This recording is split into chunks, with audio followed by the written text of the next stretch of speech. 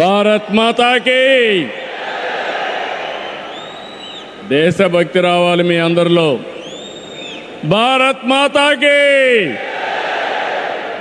భారత్ మాతాకి,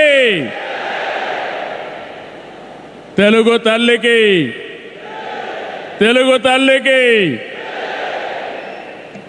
అందరికీ నమస్కారం. Honourable prime minister Narendra Modi గారు, ఆనరబుల్ గవర్నర్ అబ్దుల్ నజీర్ గారు, ఉప ముఖ్యమంత్రి మిత్రుడు పవన్ కళ్యాణ్ గారు, వేదికపై ఉన్న పెద్దలందరికీ ఈరోజు అల్లూరి సీతారామరాజు ఇంటర్నేషనల్ ఎయిర్పోర్ట్ సందర్భంగా ఉత్తరాంధ్ర ప్రజలందరికీ ముందుగా శుభాకాంక్షలు. ఉత్తరాంధ్రలో కొత్త చరిత్రకు నాంది పలికేలా ఎయిర్పోర్ట్ నిర్మాణానికి సహకరించిన రైతులందరికీ ముందుగా పాదాభివందనం చేస్తున్నాను. మీరు కేవలం భూములు మాత్రమే ఇవ్వలేదు, ఉత్తరాంధ్రకు బంగారు భవిష్యత్తు ఇచ్చారు. నేడు ఉత్తరాంధ్రకి ఇంటర్నేషనల్ ఎయిర్పోర్ట్ వచ్చింది. ఉత్తరాంధ్రకి అంతర్జాతీయ ఐటీ దిగ్గజం గూగుల్ వచ్చింది. ఉత్తరాంధ్రకి ప్రపంచ స్థాయి స్టీల్ కంపెనీ ఆర్సీఆర్ మిత్తల్ వచ్చింది. ఇంకా ఎన్నెన్నో. ఇవన్నీ ఎలా వచ్చాయి? ఒక్కసారి మీరు ఆలోచించుకోవాల్సిన అవసరం ఉంది. 2 ఏళ్ల క్రితం విధ్వంసమైన రాష్ట్రం. ఆ రోజు నేను, పవన్ కళ్యాణ్ గారు, నరేంద్ర మోడీ గారి నాయకత్వంలో మీ అందరికీ ఒక హామీ ఇచ్చాం. రాష్ట్రాన్ని పునర్నిర్మాణం చేస్తామన్నాం, నిలబెట్టుకున్నాం. మోడీ గారి చేతుల మీదుగా ప్రారంభించుకున్న ఎయిర్పోర్టు ఉత్తరాంధ్రకు ఒక మణిహారం. నేను అందుకే పదే పదే చెప్తున్నాను, ఉత్తరాంధ్ర కళలకు రెక్కలొచ్చాయి. ఎర్ర బస్సు రాదన్నారు, ఎయిర్ బస్సు వచ్చింది. అవహేళన చేసిన వాళ్ళు అడ్రస్ లేకుండా పోయే పరిస్థితికి వచ్చారు. ఆ రోజు ఎన్నో ఈ ప్రాంత ఆశలని, ఆకాంక్షల్ని తక్కువ చేశారు, అడ్డుపడ్డారు. అన్ని అధిగమించాం. అద్భుతమైన ఎయిర్పోర్ట్ ఈరోజు నిర్మాణం అయిందంటే ఇది ఉత్తరాంధ్రకి గర్వ కారణమని మరొకసారి విజ్ఞప్తి చేస్తున్నాను. కొత్త ఎయిర్పోర్టు మన్యం వీరుడు అల్లూరి సీతారామరాజు పేరు పెట్టుకున్నాం. పేరు తలుచుకుంటేనే గుండె ఉప్పొంగుతుంది. గిరిజనులతో కలిసి ఆయన చేసిన స్వాతంత్ర పోరాటం దేశం ఎప్పటికీ మరిచిపోదు. ఉత్తరాంధ్ర శక్తికి నిదర్శనం ఈ ఎయిర్పోర్టు. ఎందుకంటే ఈ ఎయిర్పోర్ట్ నిర్మించింది ఎవరో కాదు, ఉత్తరాంధ్ర వాసి జిఎంఆర్, ఈ ప్రాంత వాసి. ఇంకొక పక్క దీనికి తొలి అడుగు వేసిన అశోక్ గజపతి రాజు ఇక్కడి వారే. ఏవియేషన్ మంత్రిగా నిర్మాణం పూర్తి చేసే బాధ్యత తీసుకున్న రామ్మోహన్ నాయుడుది కూడా ఉత్తరాంధ్రనే. ఇది ఉత్తరాంధ్ర సత్తా అని మరొక్కసారి మీ అందరికీ విజ్ఞప్తి చేస్తున్నాను. ఈరోజు ఉత్తరాంధ్ర దశ దిశ మార్చి కీలక ప్రాజెక్టు ప్రారంభానికి వచ్చిన మోడీ గారికి మనస్ఫూర్తిగా ధన్యవాదాలు. ఈరోజు మనందరం గుర్తుపెట్టుకోవాలి, వెంటిలేటర్ పైనున్న ఆంధ్రప్రదేశ్కి ఆక్సిజన్ ఇచ్చి ఈరోజు నిలబెట్టిన వ్యక్తి నరేంద్ర మోడీ గారు. నేను మిమ్మల్ని అడుగుతున్నా, ఆంధ్రుల సెంటిమెంట్, విశాఖ ఉక్కు నిలబెట్టింది ఎవరని గట్టిగా మీరు చెప్పాల్సిన బాధ్యత మీ పైన ఉంది. ఎవరు? ఎవరు? విశాఖ రైల్వే జోన్ మంజూరు చేసి విభజన హామీని నెరవేర్చింది ఎవరు? పోలవరానికి సాయం చేసి గాడిన పెట్టింది ఎవరు? రాజధానికి నిధులిచ్చి పనులు పునఃప్రారంభించిన వ్యక్తి ఎవరు? 2027 భోగాపురంలో చెప్తున్నాను, పోలవరాన్ని పూర్తి చేసి మన ప్రధాని చేతుల మీద జాతికి అంకితం చేస్తామని హామీ ఇస్తున్నాం. 2028 అమరావతి మొదటి దశ పనులన్నీ పూర్తి చేసి మన ప్రధానమంత్రి నరేంద్ర మోడీ గారి చేతుల మీదుగా ప్రారంభిస్తామని మీ అందరికీ హామీ ఇస్తున్నాను. దీనికి మనందరం థ్యాంక్స్ చెప్పాలనా లేదా అని అడుగుతున్నా. చెప్పాలనా లేదా అని అడుగుతున్నా. థ్యాంక్ యూ, థ్యాంక్ యూ, ధన్యవాదాలు, ధన్యవాదాలు. ఏఎస్ఆర్ ఎయిర్పోర్టు 2703 ఎకరాలు, 5641 కోట్ల రూపాయలు అద్భుతంగా వచ్చింది. ఎయిర్పోర్టుని ఫ్లయింగ్ ఫిష్ ఆకారం నిర్మించారు. మన తీర ప్రాంతాన్ని ఇది గుర్తు చేస్తుంది. అటు సముద్రం, ఇటు పచ్చని కొండల మధ్య విమాన ప్రయాణమే కొత్త అనుభూతిని తీసుకొస్తుంది. నేను చాలా విమానాశ్రయాలు చూశాను, కానీ భోగాపురం ఒక ప్రత్యేకమైన ఎయిర్పోర్ట్ అని మరొకసారి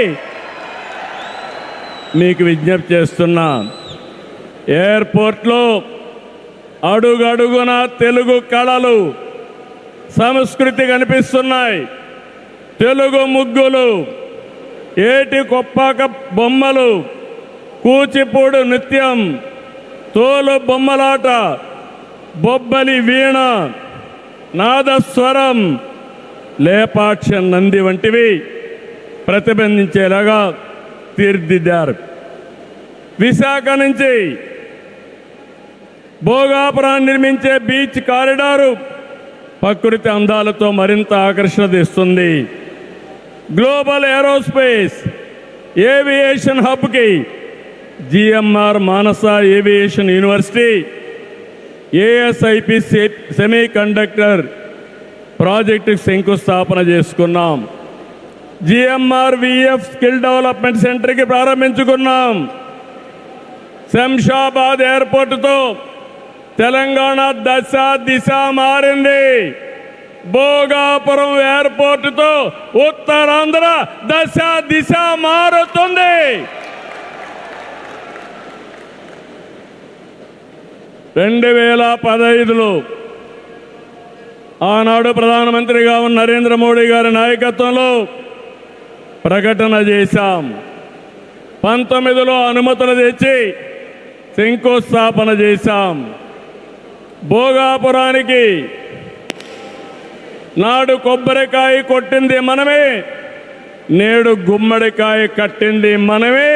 గుర్తుపెట్టుకోమని కోరుతున్నాను. ఈ 2 ఏళ్లలో ప్రధానమంత్రి గారి సహకారంతో ఉత్తరాంధ్రలో 189 ప్రాజెక్టులకు సంబంధించి 6,13,00,000 పెట్టుబడులు. ఇవి పూర్తయితే 5,57,000 మందికి ఉద్యోగాలు వస్తాయని మీ అందరికీ విజ్ఞప్తి చేస్తున్నా. ఉత్తరాంధ్రలో వచ్చే 3 ఏళ్లలో 2,784 కోట్లతో 8 ప్రధాన సాగునీటి ప్రాజెక్టులు పూర్తి చేస్తాం. ఇది కాకుండా 65 సంవత్సరాలుగా పెండింగ్ ఉన్న నేరేడు బ్యారేజీని కేంద్రం క్లియర్ చేశారు. దశాబ్దాల కలని నిజం చేస్తాం. ఈ నెల 14వ తేదీన గోదావరి నీటిని ఉత్తరాంధ్రకి ముఖ్యంగా అనకాపల్లికి తీసుకొచ్చే బాధ్యత ఎన్డీఏ ప్రభుత్వం తీసుకుంటాం. గోదావరి పోల వంశధారిని అనుసంధానం చేసే బాధ్యత తీసుకుంటాం. ఉత్తరాంధ్రలో టూరిజం, ఫార్మా, నేషనల్ హైవేలు, పోర్ట్లు, ఎయిర్పోర్ట్లు, railway connectivity, rare earth minerals, ప్రసిద్ధ పుణ్యక్షేత్రాలు, అరకు, పాడేరు, సుందర ప్రాంతాలు లేనిదంటూ లేదు. వీటితో ఉత్తరాంధ్ర నుంచి వలసలు పోరు. వేరే ప్రాంతాల్లో శ్రీకాకుళం కాలనీలు ఉండవు. వేరే ప్రాంతం నుంచి ఉత్తరాంధ్రకు వలసలు వచ్చే రోజు తొందరలోనే ఉందని మరొకసారి విజ్ఞప్తి చేస్తున్నాను. మిమ్మల్ని కోరేది ఒకటి, ప్రతి వ్యక్తికి అవసరమైన అవకాశాలు కల్పిస్తున్నాం. వాటిని అందిపుచ్చుకోండి.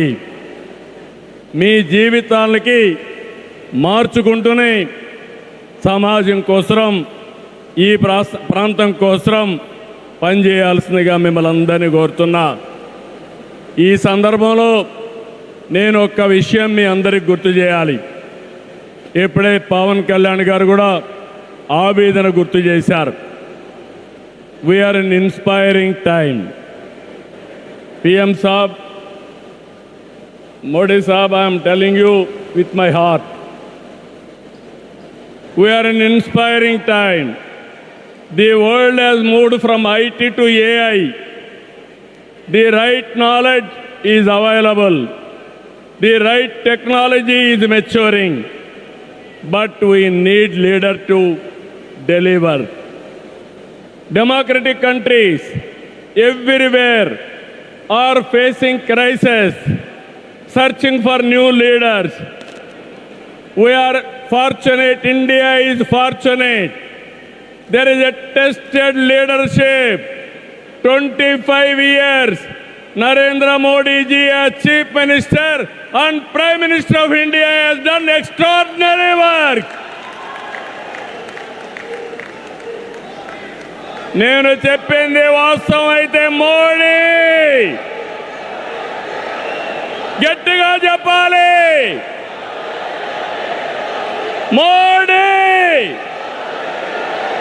Modiji.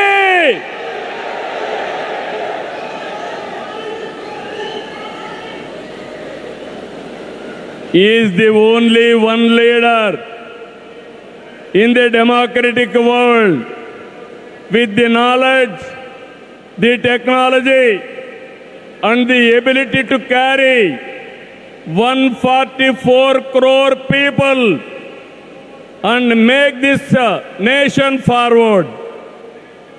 For the last 12 years, all of us have to compare. Tremendous track record, digital public infrastructure. Today I can say proudly, world largest transactions, digital transactions are happening not in America, not in China, but in India. That is the credit Narendra Modi ji has done. Financial inclusion, Jan Dhan. Yes, Modi. Louder. Second, financial inclusion. Ordinary man, JAM. It is a historical moment. Without corruption, any benefit, he is going to the last mile, that is DBT. Nowhere in the world, in India it has been established. Infrastructure, You have seen Bhogapuram. Like this, so many airports.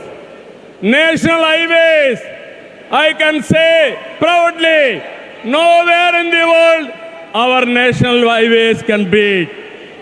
Railways. Yesterday, high-speed trains are coming. And also, green hydrogen train has come in India. First time. That is what Narendra Modi ji. Ports, metros, green energy. Nobody dreamt 500 gigawatts of green energy. Surya Ghar. And also, he promoted green energy like anything. GST is a breakthrough reform. Welfare, every poor person house, Ayushman Bharat, LPG, JJM, through JJM, every home he wanted to give tap water. GDP, wealth creation, from 11th place, he brought it to 4th place.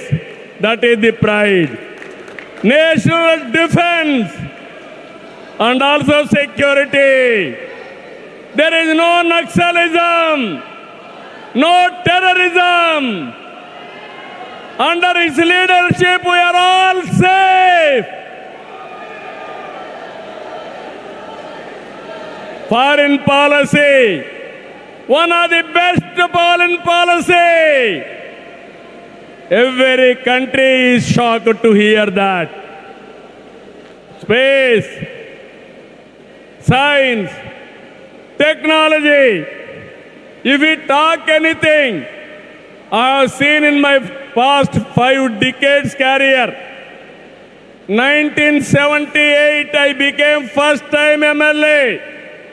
1980, I became minister.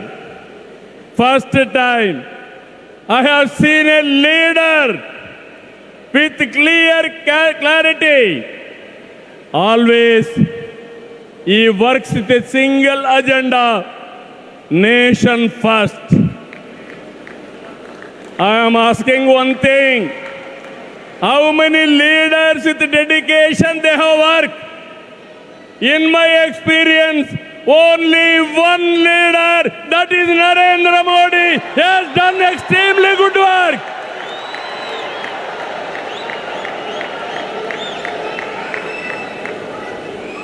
He is having a clarity. Vikasit Bharat 2047. There are external factors. Somewhere, in India, there is a problem of LPG. This year, environmental imbalance, rainfall deficiency. With all these things, he is able to manage very effectively with less suffering. He is the leader, I am telling you. India is going to become 2047 #1 country in the world. It is possible with Narendra Modi ji. Always I am saying one thing.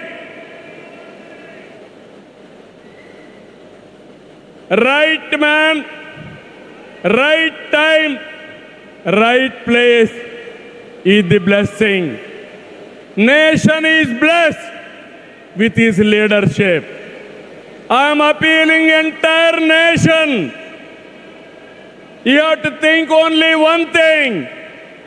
Without Narendra Modi ji, we cannot imagine 2047. He is the tallest leader in the world.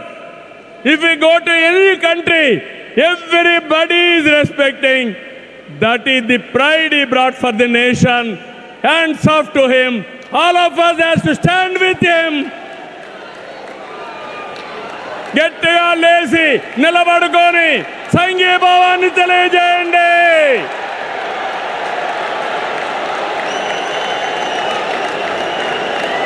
గట్టిగా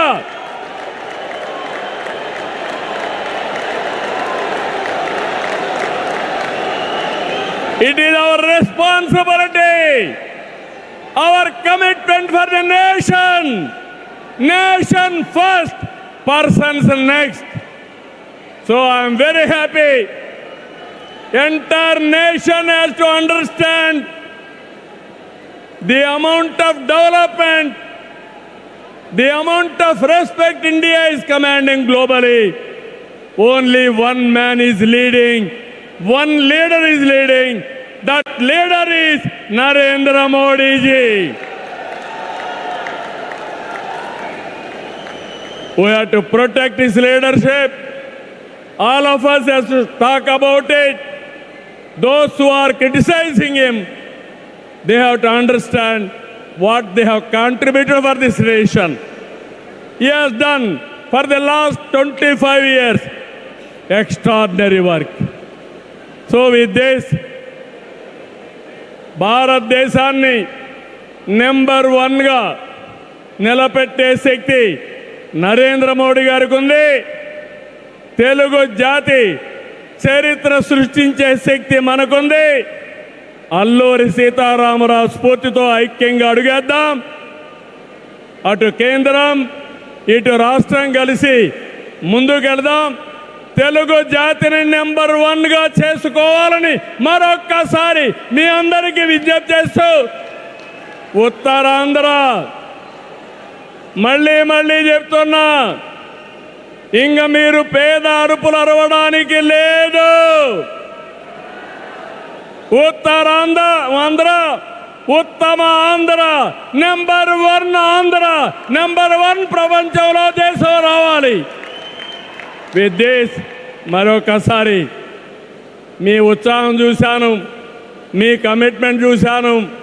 ఇక్కడ ఎంతమంది ఉన్నారో ఎంతమంది బయటనున్నారు.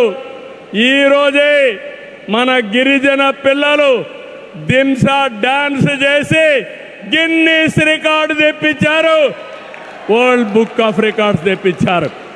వాళ్ళందరినీ అభినందిస్తూ మనస్ఫూర్తిగా ఈ కార్యక్రమాన్ని జయప్రదం చేసిన మిమ్మల్ని అందరినీ అభినందిస్తూ ధన్యవాదాలు తెలియజేసుకుంటూ సెలవు తీసుకుంటున్నాను. జై భారత్, జై తెలుగు తల్లి, జై హింద్.